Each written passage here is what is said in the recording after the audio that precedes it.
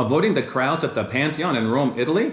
The Pantheon is for us a must-see when visiting Rome, yet be prepared.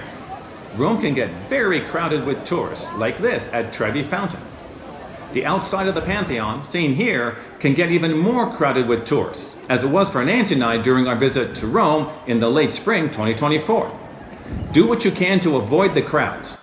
But exactly how do you do this? What does it cost? And is it really worth the effort? Hi, it's Dan from Nancy and Dan Travel the World.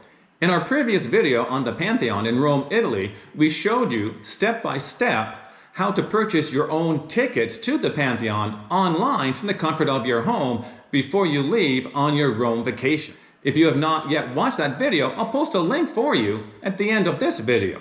In this video, we wanted to show you briefly the inside of the Pantheon to hopefully convince you of two things. First, experiencing the inside of the Pantheon is worth your precious vacation time. It really is. And second, the massive crowds outside the Pantheon do not detract from your experience inside, especially if you have pre-purchased your tickets online.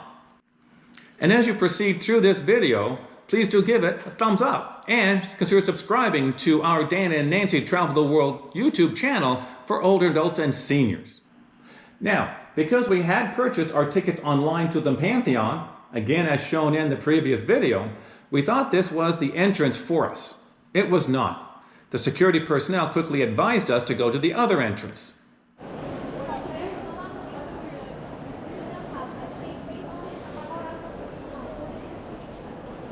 We were actually 2 hours ahead of the start time for our tickets, but the security personnel at the other entrance you see here waved us through, which was great, so we did not have to wait amongst all those other people waiting either to purchase their own tickets on site or waiting to get inside.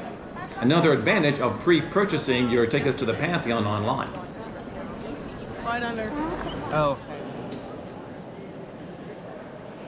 As soon as you enter the Pantheon on a sunny day, your eyes are indeed drawn up to the top of the dome, which measures around 142 feet or 42 meters in diameter and rises to a height of about 71 feet or 21 meters above its base.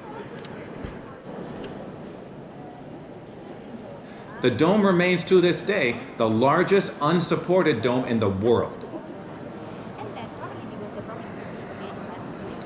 As we will see, there is much more to experience inside the Pantheon. The paintings, the sculptures, the flooring, the structures are all so remarkable. Construction of the Pantheon was initially begun in 27 BC, rectangular in shape. It was then rebuilt between 118 AD and 128 AD to its current form. Notice that while the crowds outside the Pantheon are huge, it can be a little bit intimidating.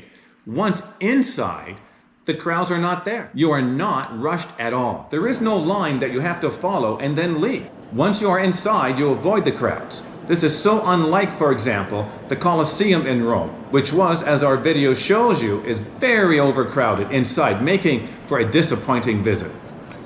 Not here, not at the Pantheon.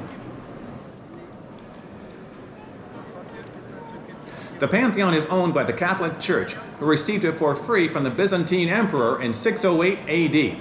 Its actual name is the Basilica of St. Mary and the Martyrs, as you saw on the receipt for our online purchase tickets earlier in this video.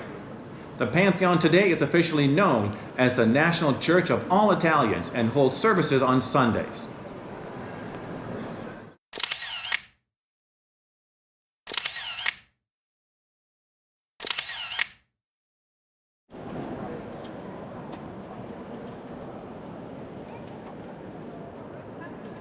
Two kings of Italy are actually buried in the Pantheon, Vittorio Emanuele II and Umberto I, as well as Umberto's queen Margherita.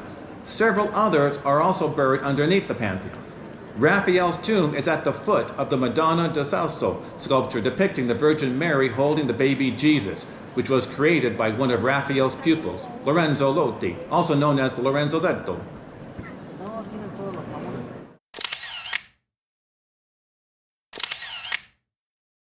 The structure behind the altar and the altar itself are also so impressive, with the altar being so detailed. Nancy and I sat for several minutes, as others did on the pews, taking in both the beauty of the Pantheon's interior for some self-reflection and prayer. According to one source, there is a hot air stream that continually goes up the opening, called the oculus, in the center of the Pantheon's dome, which measures 7.8 meters in diameter. When it is lightly raining, this airstream vaporizes the drops of water before they reach the ground. During the heavy rainstorm, water does fall inside the Pantheon, yet the building's marble floor slopes towards the center of the building. As well, the drainage system underneath the floor helps prevent flooding. Now, as promised, here is the link to that video showing you the step-by-step instructions for you to purchase your own entrance tickets to the Pantheon in Rome, Italy online, again, before you leave the comfort of your own home. Or here's another video from our Nancy and Dan Travel the World collection. Remember to give this video a thumbs up before you leave. Thanks very much for watching. We'll see you next time. GoPro, turn off.